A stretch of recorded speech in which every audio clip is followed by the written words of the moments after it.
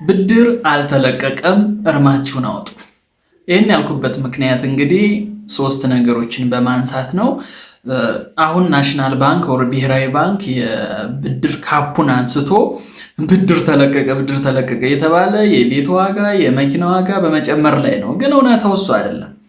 እስኪ ባንክ ሄዳችሁ ብድር ጠይቁ፣ ይሰጣችኋል። ሲጀመርም ካፑ ብዙ ባንኮችን አልያዘም።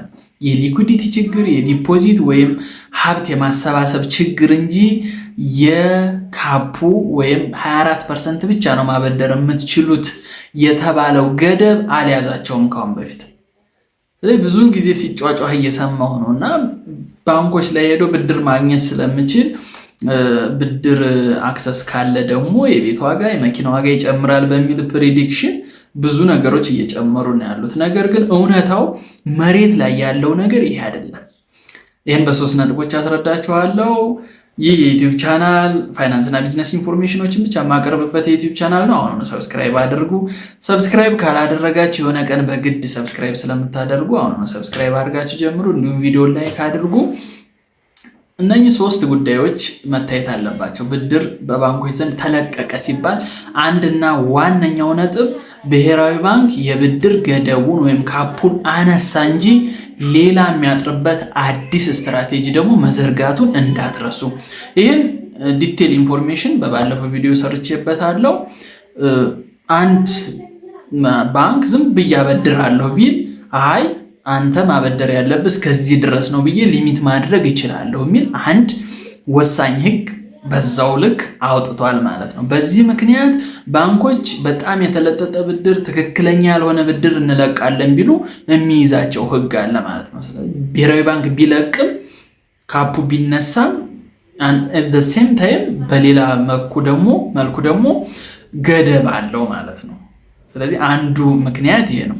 ሁለተኛው ምክንያት ደግሞ ካሁን በፊት ብዙ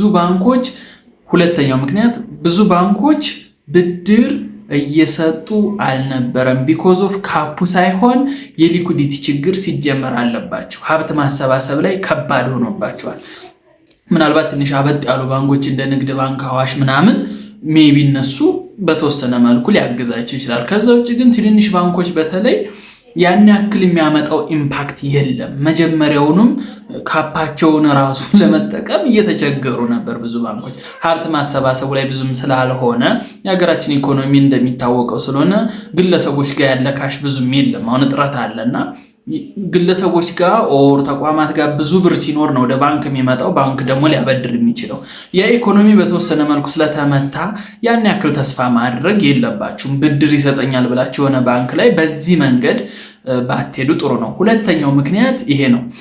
ሶስተኛውና ዋነኛው ምክንያት ደግሞ ብድር ማግኘት የሚችል ሰው አብዛኛውን ጊዜ ካሁን በፊት የብድር ሂስትሪ ያለውና እዛው ባንክ ላይ በደንብ የሚጠቀም ነው። ስለዚህ አዲስ ነገር ይዛችሁ ስትሄዱ የመቀበል ቴንደንሲያችሁ ወይም እናንተን ተቀብለው ብድሩን ፕሮሰስ የማድረግ እድሉ በጣም ዝቅተኛ ይሆናል። ካሁን በፊት ብድር የወሰደ ሰው ካሁን በፊት ከዛ ባንክ ጋር እየሰራ ያለ ሰው ግን በቀላሉ ብድሮችን ለማግኘት ይችላል ብዬ አስባለሁ። ስለዚህ በእነኚህ ሶስት ምክንያቶች ብድር ተለቋል ብሎ ፈንጠዝ እያድርጉ ብድር ስለተለቀቀ ይሄን እንገዛለሁ ይሄን ጀምራለሁ ብሎ ማሰቡ ራሱ ትንሽ ሌላ ኢኮኖሚክ ክራይሲስ ሊያመጣባችሁ ስለሚችል ጠንቀቅ ብላችሁ ብታስቡ ጥሩ ነው። ወደፊት ይጨምራልን ብሎ ብዙ ማሰቡ መልሶ የመውረዱ ፌክ የሆነ ጭማሪ ነው አሁን እየታየ ያለው። መኪናም ቤትም ብድሩ ተነሳ በቃ ብድር ማግኘት ስለሚቻል አሁን ልግዛና ብሎ ተስገብግቦ መግዛቱ ያን ያክል አዋጭ ነው ብዬ አላስብም። ይሄ የግል ምልከታዬና የግል ሐሳቤ ነው። ብድር ተነሳ ተብሎ የሚወሰን ውሳኔ ብዙም አዋጭነት የለውም ብዬ ስላመንኩ ይሄን ቪዲዮ ያዘጋጀሁላችሁ። እንደተለመደው የዩቲዩብ ቻናል ሰብስክራይብ በማድረግ አሳድጉት።